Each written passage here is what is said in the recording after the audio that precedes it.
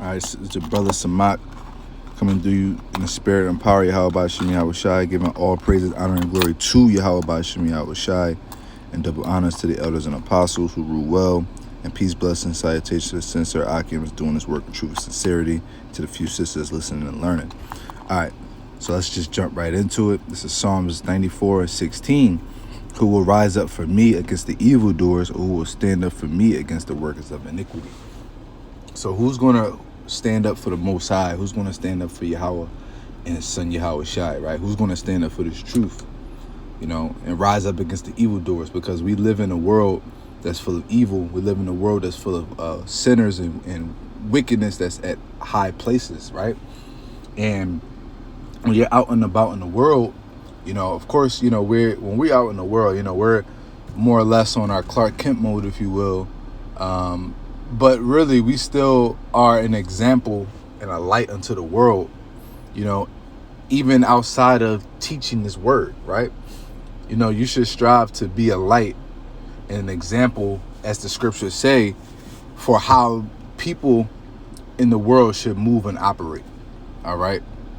And that's part of standing up against the evildoers, okay? Not participating in certain festivals and so-called holidays, right? Those are the things that we do on a daily basis, and not participating in certain beliefs and ideologies, man. That's what sets us apart from the people. And truth be told, people can see it, man. People can see the countenance when you move a certain way and you in the spirit and probably how about Shemi Yahushai, not just when you on the line. People can see the countenance, And I implore brothers, as I'm speaking to myself first, find out what that is for you and how you can let that light shine, even when you're not necessarily engulfed in the work of the Lord, And even when we're on the lines, man, when we're on the line and we're doing this work, we have to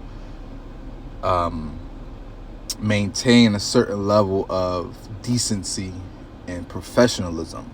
And not saying that you have to spare people's feelings, but maintaining that certain level of decency and order and professionalism is ultimately what sets us apart, because anybody can go out on the highways and hedges and scream and call people niggas and cuss at people. And, anybody can do that, man.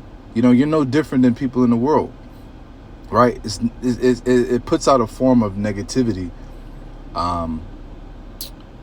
even though it's not really negativity, but it puts out a form of negativity, and that's what people thrive off of, right? But if you go out there, you just focus on being edifying, really getting this word out, really nailing the point, right, to where it's clear and it's plain upon tables, man. That's when you're going to be a light, and people are going to see us, and people are going to ultimately envy us, man, which they already do, but they're going to envy us, but they're not going to get down, man, because they don't have the spirit in them, right?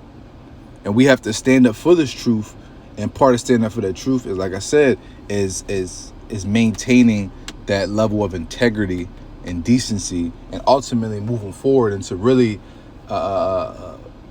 putting your foot down, man, and not letting people force you into, or not even necessarily force you, but not letting people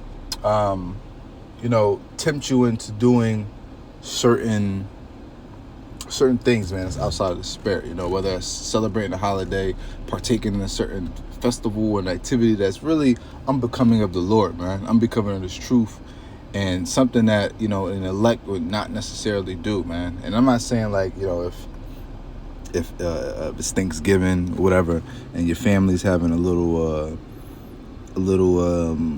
get together and there's food, man, by all means, go get a plate, man. Go get a plate,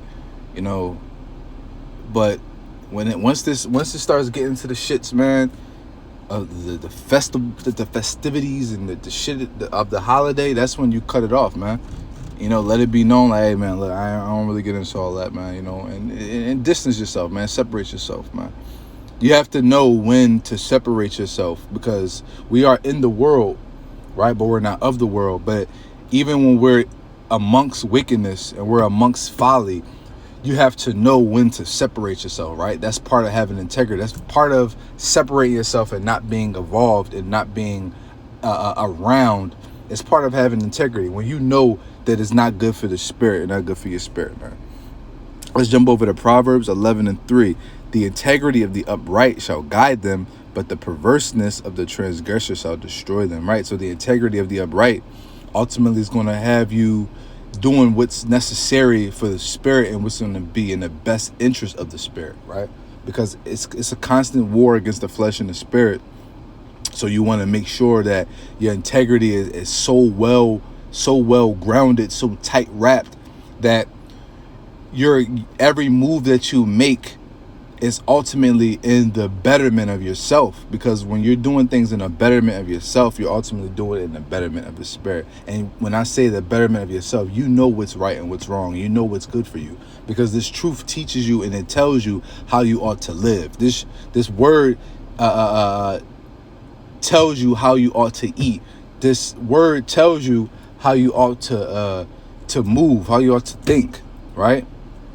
You got to be a man of discipline. You have to be a man of integrity. You have to be a man of honor. All right. You know when something ain't right for your spirit, and you know when something ain't right in the eyes of the Lord, man. You know, we all sinners and we all fall short, but there's some things that, you know, you can control, right? And there's some things that you have to make a necessary sacrifice and discipline for in order to preserve your spirit, you know? Because judgment is at an all-time high, and judgment is going out. And you don't want to be a part of that. You want to be able to escape that judgment, right?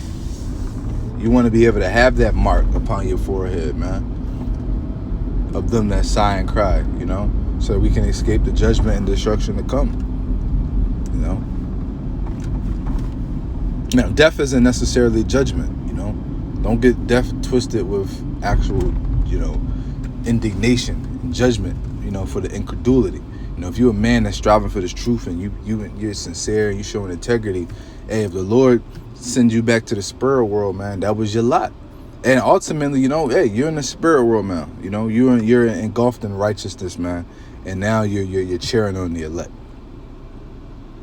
So now this is 1 Peter 3:16, having a good conscience, that whereas they speak evil of you as evildoers, they may be ashamed that falsely accuse your good conversation of Mashiach. Right. And you have to be prepared for the time to come for when they start speaking ill of us, man. Yahweh Shai, you know how he said that they shall speak ill of you, or they shall hate you, right?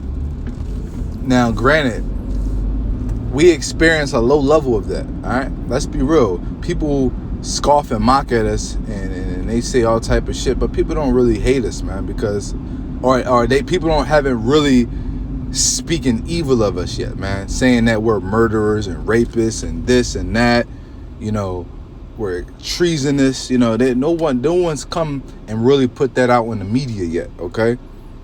But that time is coming, and when that time comes, you're going to have a strong level of integrity and faith, because that's your family is going to be the ones that hear about this, man. Your children, your woman, your man, if you're a sister in the truth and your man's not, all right? You're going to have to hear this. You're going to have to be grounded and stand firm, man, and not conform, you know, not fall and fold under pressure and fall into the rumors, man. Because if you're weak and you're not grounded, what's going to happen is these things are going to be brought up, and you're going to be tested with whether you are ready to stand with the Lord, or whether you're ready to seek to save your life. And seeking to save your life doesn't necessarily mean seeking to actually save your literal life, but it means also to seek your reputation, to save your reputation in the world. You care more about your reputation in the world than you care about your reputation in the Lord, man. And that's the wrong way to be. All right, so let's grab this last precept. I just want to make this quick. I don't want to make it too long. I got to get back into the gig soon. This is Matthew 16:25. For whosoever will save his life shall lose it, and whosoever will lose his life for mine sake shall find it. So if you're willing to give up everything, carnal, physical possessions, give up your reputation, right, and your image in the world, and then ultimately give up your actual life for Yahweh B'Shem Yahushai, you're ultimately setting yourself up for success. All right, and it's that simple, man. Everything you lose on this side, you're gonna gain 100-fold in the kingdom. I don't think you understand this. Whatever you lose on this side, whatever you lose for Yahweh B'Shem Yahushai, he's gonna give you 100-fold in the kingdom, man. And 100-fold is even an understatement, man. Because the scriptures say that he's going to pour out his blessings that are going to overtake us, man. His blessings are going to overtake us, man. We're going to be consumed with the blessings of the Lord. All right? So hold firm, bro. Stand tall. And don't fold when Esau come in like a flood. And don't fold when shit really start getting real, man. Because shit ain't real yet, man. Shit's about to really start getting real out here, man.